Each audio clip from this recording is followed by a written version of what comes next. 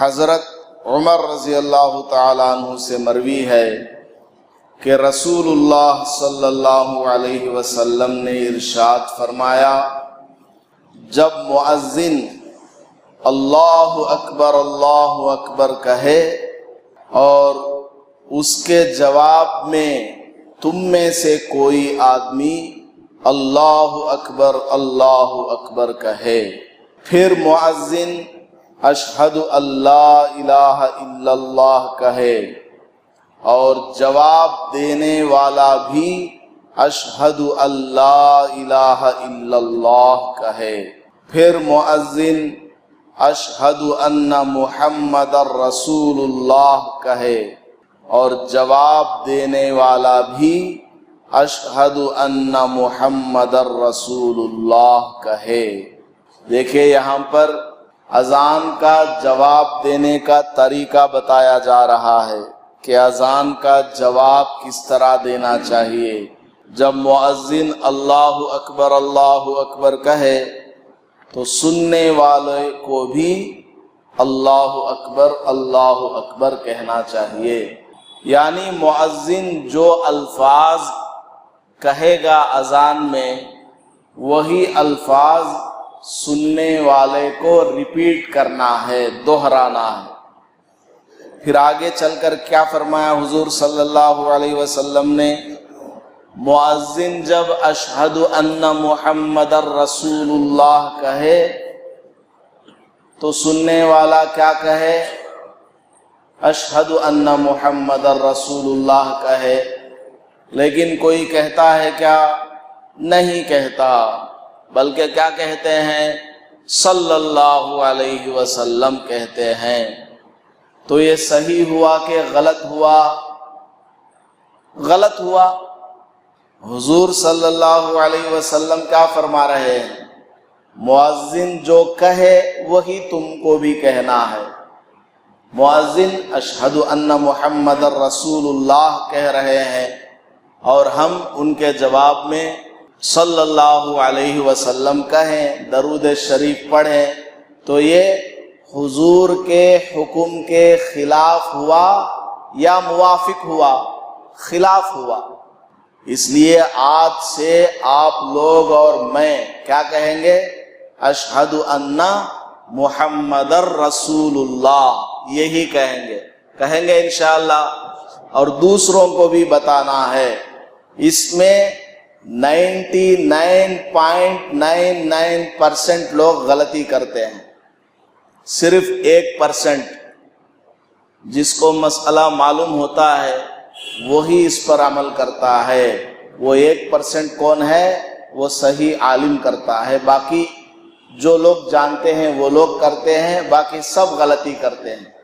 اس لیے آج میں نے آپ کو بتا دیا ہے، آپ کی ذمہ داری ہے دوسروں کو بھی بتانا کہ بھائی اذان میں اشہد ان محمد رسول اللہ کے جواب میں اشہد ان محمد رسول اللہ کہنا ہے۔ اس کا یہ مطلب نہیں ہے کہ ہم درود شریف پڑھنے سے منع کر رہے ہوں، ایسا نہیں۔ درود شریف کو پڑھنے سے منع نہیں کیا جا رہا ہے، بلکہ یہ کہا جا رہا ہے کہ حضور صلی اللہ علیہ وسلم نے جو پڑھنے کو کہا وہ پڑھیں۔ اشہد ان محمد رسول اللہ کے جواب میں حضور نے فرمایا اشہد ان محمد رسول اللہ کہو، تو ہمیں بھی وہی کہنا ہے۔ صلی اللہ علیہ وسلم کہنا یہ غلط ہے، سنت کے خلاف ہے۔ تو درود شریف پڑھنے سے منع کیا نہیں جا رہا ہے، بلکہ یہ کہا جا رہا ہے کہ حضور صلی اللہ علیہ وسلم نے جو پڑھنے کہا تو ہمیں بھی وہی کہنا ہے۔ تو اشہد ان محمد رسول اللہ کے جواب میں صلی اللہ علیہ وسلم کہنا یہ غلط ہے، سنت کے خلاف ہے۔ درود شریف کب پڑھیں گے؟ پھر اذان کے بعد پڑھ لیجئے۔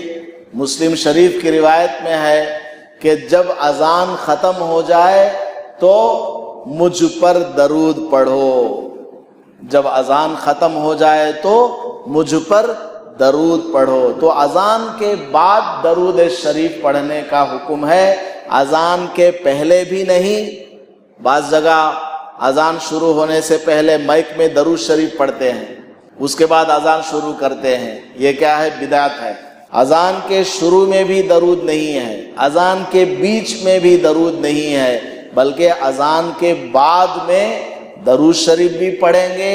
اشہد اللہ الہ الا اللہ وحدہ لا شریک لہ واشہد ان محمدا عبدہ ورسولہ رضیت باللہ ربا وبمحمد رسولا وبالاسلام دینا. یہ بھی پڑھیں گے.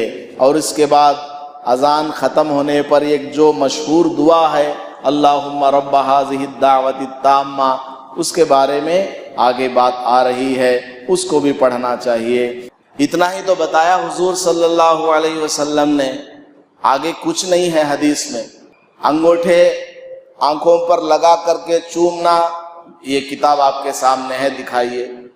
انگوٹھے آنکھوں پر لگا کر کے چومنا، یہ کہاں حدیث میں ہے؟ نہیں ہے نا، بالکل بھی نہیں ہے. ایک حدیث میں بھی یہ بات موجود نہیں ہے کہ اذان میں یا اقامت میں یا جب کبھی حضور صلی اللہ علیہ وسلم کا نام سنے تو انگوٹھے آنکھوں پر لگاؤ اور پھر چوم لو. یہ کوئی محبت ہے؟ یہ محبت نہیں ہے. حضور صلی اللہ علیہ وسلم نے جو بتایا اس پر عمل کرنا یہ محبت ہے. لہذا انگوٹھے چومنے کا جو طریقہ ہے یہ بالکل غلط ہے، بدعت ہے. دیکھیے حدیث میں صرف اتنا بتایا گیا کہ اشہد ان محمد رسول اللہ، یہ کہو. تو دو غلطی ہم لوگ کر رہے ہیں. صلی اللہ علیہ وسلم جو بولتے ہیں وہ بھی غلط کر رہے ہیں، اور انگوٹھے کو آنکھوں پر لگا کر کے چومنا یہ بھی غلط کر رہے ہیں. آج سے انشاءاللہ یہ دونوں کام ہم نہیں کریں گے. پھر کیا فرمایا؟ ثم قال حی علی الصلاۃ. پھر جب مؤذن حی علی الصلاۃ کہے تو قال لا حول ولا قوت الا باللہ. ہمیں کیا کہنا ہے؟ لا حول ولا قوت الا باللہ کہنا ہے. جب مؤذن حی علی الصلاۃ کہے تو ہم لا حول ولا قوت الا باللہ کہیں. تو جہاں حضور نے فرما دیا کہ اب تم یہ بولو تو وہ بولیں گے. پھر جب مؤذن کہے حی علی الفلاح تو جواب دینے والا لا حول ولا قوت الا باللہ کہے. پھر جب مؤذن کہے اللہ اکبر تو جواب دینے والا بھی اللہ اکبر کہے. پھر مؤذن کہے لا الہ الا اللہ تو جواب دینے والا بھی لا الہ الا اللہ کہے. تو کیا ہوگا؟ من قلبہ، سچی نیت کے ساتھ کہے، خلوص دل کے ساتھ کہے تو جنت میں یہ شخص جائے گا. دخل الجنہ، یہ آدمی کہاں جائے گا؟ جنت میں جائے گا. کتنا آسان کام ہے. مؤذن صاحب کی اذان ہم لوگ سن رہے ہیں تو ساری بات، گفتگو، بول چال سب بند. مؤذن کے اذان کا جواب دیں زبان سے اور سچی نیت کے ساتھ دیں تو پھر کیا ہوگا؟ ہم لوگ جنت جانے کے مستحق ہو جائیں گے. ایک پوائنٹ ہمارا جنت جانے کے لیے چڑھ جائے گا. اگلی اذان سنی، پھر ہم نے جواب دیا، پھر اس پوائنٹ کو اور پاورفل بنایا جائے گا. اور ایک بار ہم نے اذان سنی، پھر ہم نے جواب دیا، پھر اسی پوائنٹ کو جو ہمیں ڈگری ملی ہے اسے اور مضبوط کرتے جائیں گے. اس طرح ہم جتنی اذانیں سنیں گے اور جتنی مرتبہ اس طرح اچھے انداز میں جواب دیں گے اتنا ہمارا جنت میں جانا پاورفل ہوتا چلا جائے گا. لیکن جواب دیتے ہیں کہ اذان کے وقت نہیں دیتے ہیں، گلیوں میں چیختے چلاتے رہتے ہیں، گھر کے اندر کرکٹ میچ نوجوان دیکھتے رہتے ہیں، عورتیں سیریل دیکھ رہے ہیں، بچے کارٹون دیکھ رہے ہیں، بڑے لوگ فلم دیکھ رہے ہیں، کسی کے دل میں اذان کی قدر نہیں ہے، خدا کا خوف نام کی کوئی چیز باقی نہیں رہی ہے، تو ہمارے اوپر مصیبت نہیں آئے گی تو رحمت کہاں سے آ جائے گی؟ اذان کی قدر کرنا، اس کا احترام کرنا ضروری ہے۔ اذان ہو رہی ہے، مسجد میں لوگ چیختے چلاتے بات چیت کرتے رہتے ہیں، تو یہ سب غلط طریقے ہیں۔ اذان کا ادب کرنا چاہیے اور اس کا جواب دینا چاہیے، اور اذان کے بعد جو دعا پڑھی جاتی ہے اس کے بارے میں بھی انشاءاللہ آگے بات آئے گی، وہ دعا پڑھنا چاہیے۔ اللہ پاک ہم سب کو عمل کی توفیق نصیب فرمائے، آمین وآخر دعوانا الحمدللہ۔